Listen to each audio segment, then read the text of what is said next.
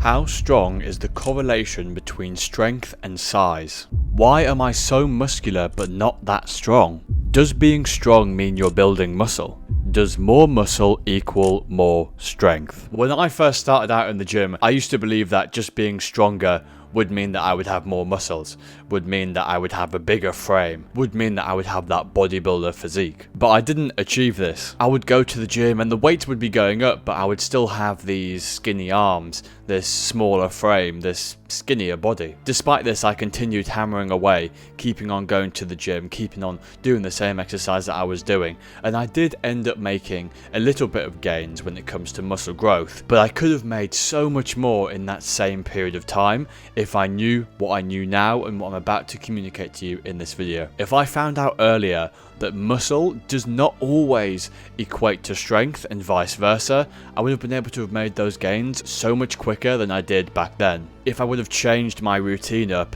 to be more focused on muscle growth instead of strength, I would have been able to achieve that bodybuilder physique that I was actually looking for, but still actually experiencing an increase in strength, because they might not be equal to each other. You know, you might not go up muscle growth in one point and then also strength in one point, but as long as you train, both of them will go up. They might be at different rates, but both of them will rise. In this video, I'm going to be telling you exactly how you can reach your goal, whether it be for aesthetic reasons or whether it be for strength, for muscle growth, or just simply to look good. Please like and subscribe and join my free Discord community. It's where you can message me and other people like yourself. So does muscle growth equal strength? Well, kind of. You can get big muscles without being strong, just as you can get strong without having bigger muscles. You can see this all the time where you see bodybuilders who can't open a jar of pickles, and then you see powerlifters who can, like, you know, lift 200 pounds just like off the floor like a hammer curl,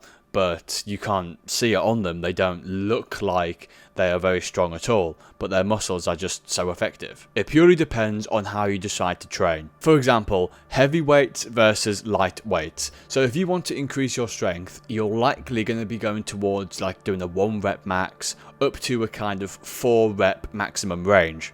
This way you can put more weight on the bar, which will actually be better for your powerlifting goals, because you're almost training for strength more than you are for aesthetic reasons.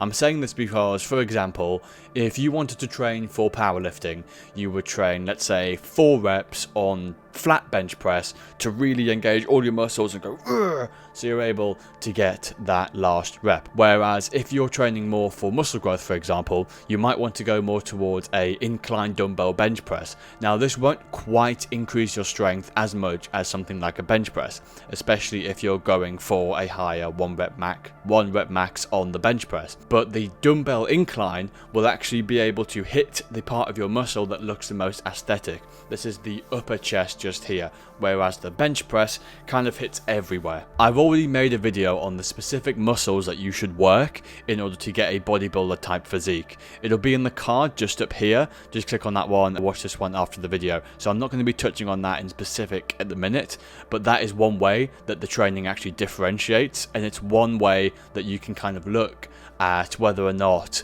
the training routine that you're doing at the minute is conducive to you putting on more strength, or if it's conducive to you putting on more muscle mass. Although if you do train correctly, if you do train the powerlifting, and if you do train your bodybuilding correctly, one of them will come as an additional benefit to the other, because just training, naturally both of them will happen, although if you focus more on one than the other, one will progress slightly quicker. So ultimately, look at your routine, and if you find yourself doing reps from 1 to 4, make sure that your goal is to do powerlifting. And if you see that you're actually doing reps between 6 and 15 or something like that, which is optimal for muscle growth instead of like strength gains, for example, the 6 to 12 kind of 6 to 15 rep range is typical of a bodybuilding program instead of a powerlifting program, which is more towards 1 to 6. You can then assess your goals and make differences in your routines. Some other more advanced techniques in terms of actually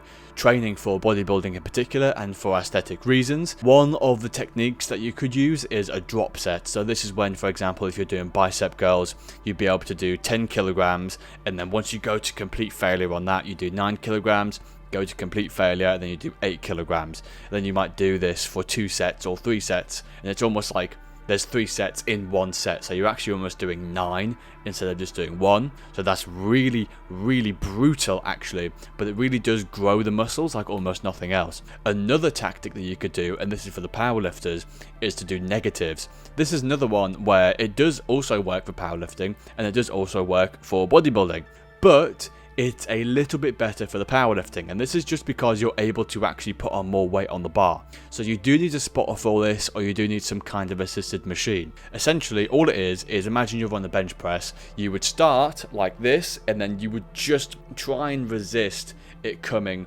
all the way down. You would just try and resist as much as you can, and you would put enough weight on the bar that you would actually fail to pick it up. So imagine you're almost doing half reps. Now that is like an advanced technique, but these are just some techniques here that can differentiate between going to the gym for muscle growth and going to the gym for strength. As I said, of course, these do cross over, they do overlap very commonly. It's something that you're going to have to expect, and it's actually a good feature. But as I say, be honest with your goals and then reassess your routine, because you don't actually need to look amazing in order to be strong, and same the other way around. So if your actual routine is trying to make you stronger, whereas you actually want to look a certain way, you need to make sure that you're getting the right routine. And if you want to make sure that you're getting the right routine for you, watch this video here. Have a good rest of your day.